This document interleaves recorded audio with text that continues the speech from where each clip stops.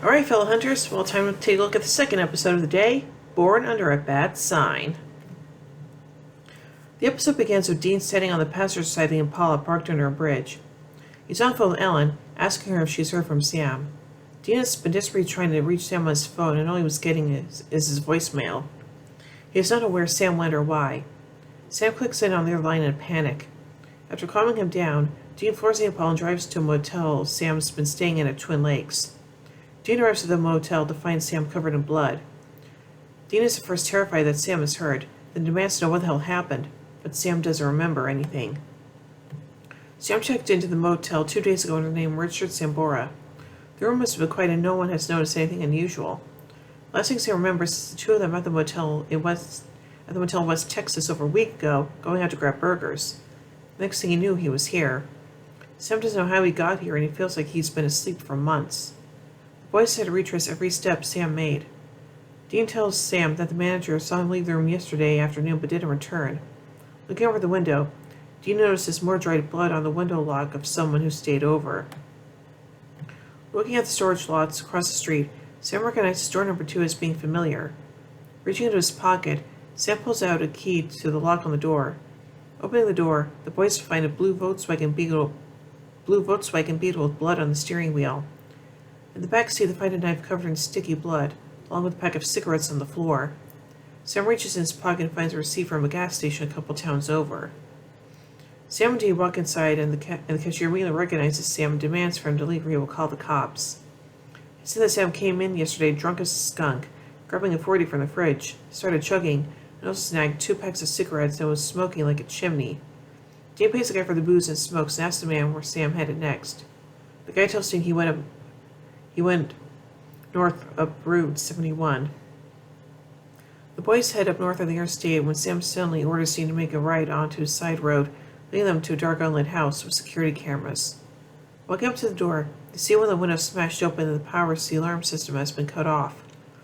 Upon entering, the boys discover a dead body on the floor in one of the rooms, a bloody gash across his throat.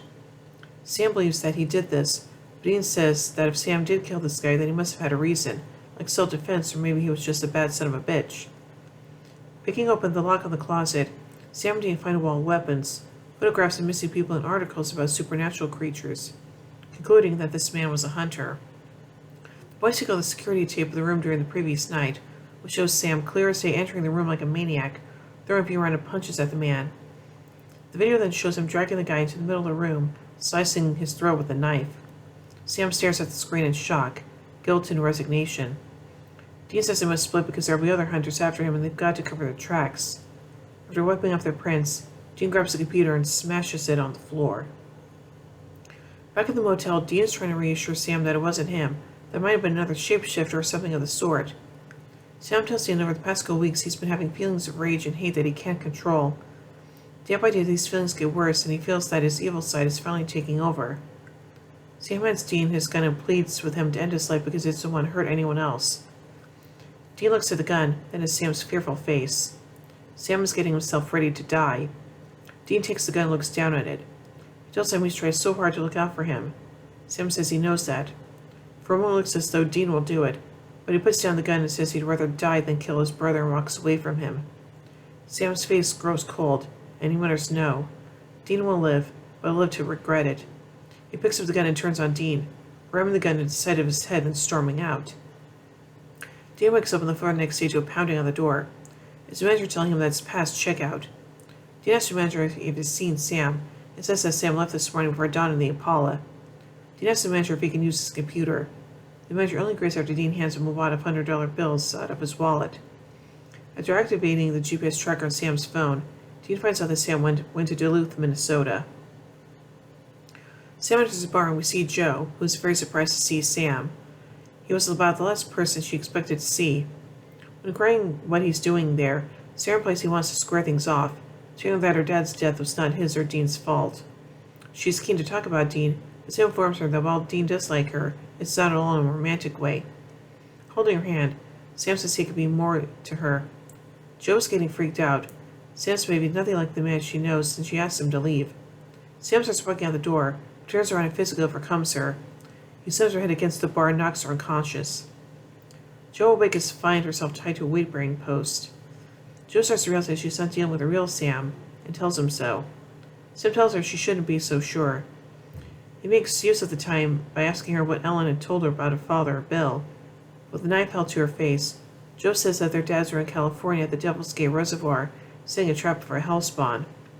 John was hiding and Bill was bait. The thing showed up and John jumped out too soon, exposing Bill. The thing turned around and killed Bill. Sam brushes the story off and laughing tells her that, actually, John killed Bill to put him out of his misery, after the creature left him horribly maimed. In a sing-song voice, he declares, "My daddy shot your daddy in the head." Jo is horrified and asks Sam why he's doing this to her. He replies, "Like daddy, like daughter.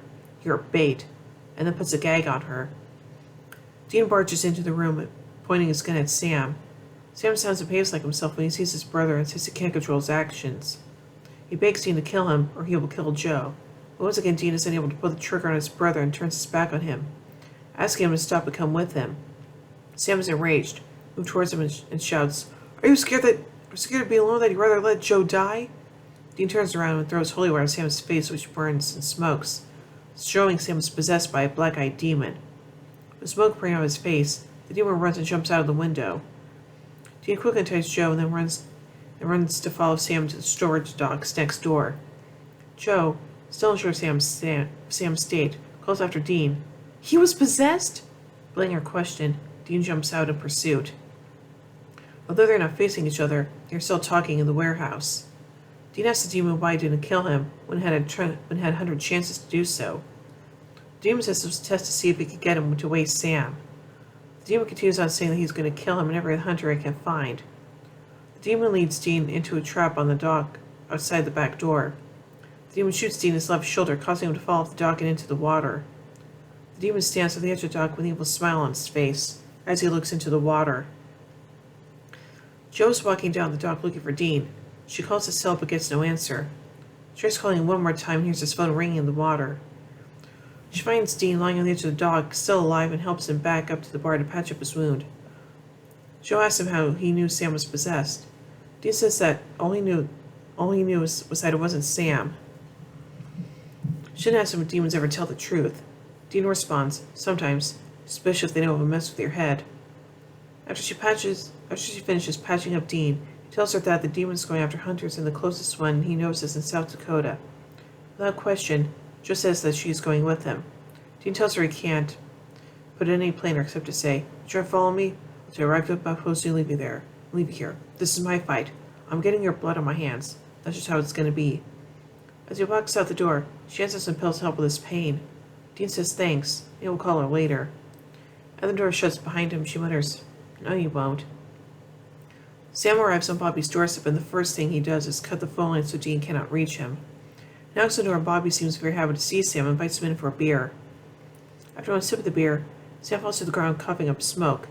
Bobby put holy water in the beer. He delivers a knockout punch to the demon while it's on its knees. Sam/demon wakes up to a slap from Dean, tied to a chair under the devil's trap on the ceiling. It ridicules Dean while he and Bobby prepare to exorcise the demon from Sam's body. Bobby begins the incantation, and the demon initially appears to be affected. Dean begins reading the demon about the bitch boy master plan you demons are cooking up, declaring that they will never get Sam, because he's going to destroy them all first. Suddenly, the demon lets out a maniacal laugh and declares, "I don't give a rat's ass about the master plan." The demon begins incanting. The fireplace flares, and no longer seems affected by the exorcism. Bobby discovers symbols on Sam's right arm and recognizes it as a binding link. It's a lock the demon used to trap itself inside Sam's body. The demon continues to incantate until the ceiling cracks into the devil's trap, releasing it. The demon then launches Bobby and Dean into opposite ends of the room. The demon approaches the dazed Dean and begins punching repeatedly while describing that, even for demons, hell is a prison made of bones, flesh, blood, and fear. That Dean is the one that sent it back there. Dean then realizes that the demon inside Sam is Meg. The demon says his only thought while climbing back out of hell was the prospect. of torturing Dean nice and slow, even more than he tortures himself. He continues to verbally abuse him, declaring him the useless member of the family, while crushing his injured shoulder with one hand. As the demon winds up to throw another brutal punch at Dean, Bobby comes up behind him with a red-hot metal rod and burns a gap in the binding link on Sam's arm. The demon then immediately leaves Sam's body, and the black demon smoke goes on its way back to hell through the flames of the fireplace.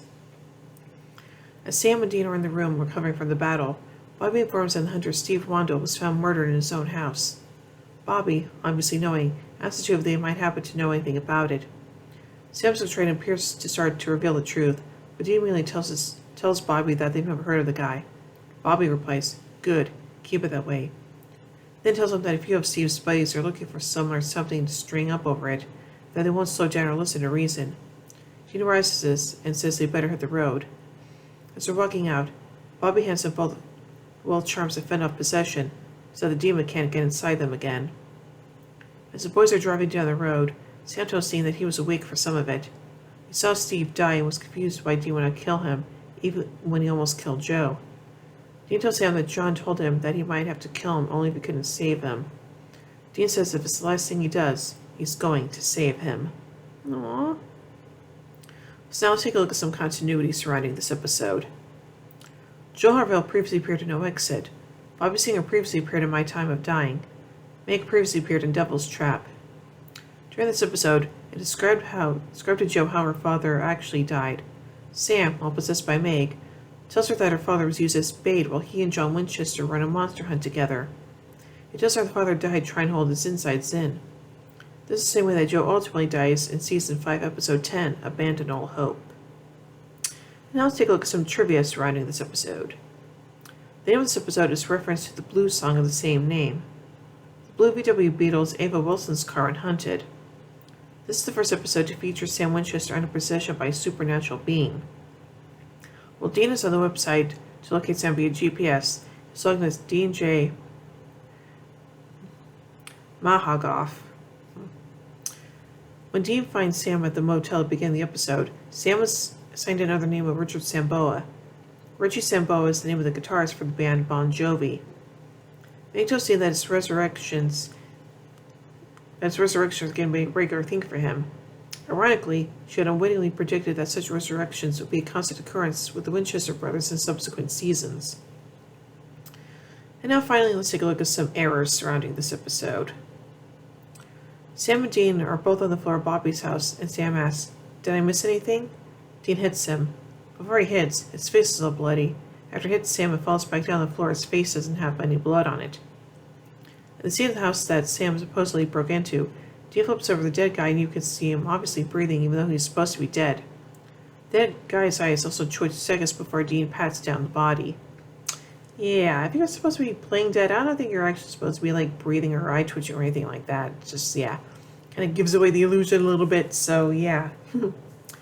So I think this episode is kind of really interesting, and yeah, I was definitely a bit surprised when I found out that it was Meg possessing Sam, so yeah. So anyway, I give Born Under a Bad Sign 4 Impalas out of 5. Well, anyway, tune in a bit as we take a look at the final episode of the day, Tall Tales. So, until then, carry on, my wayward sons and daughters.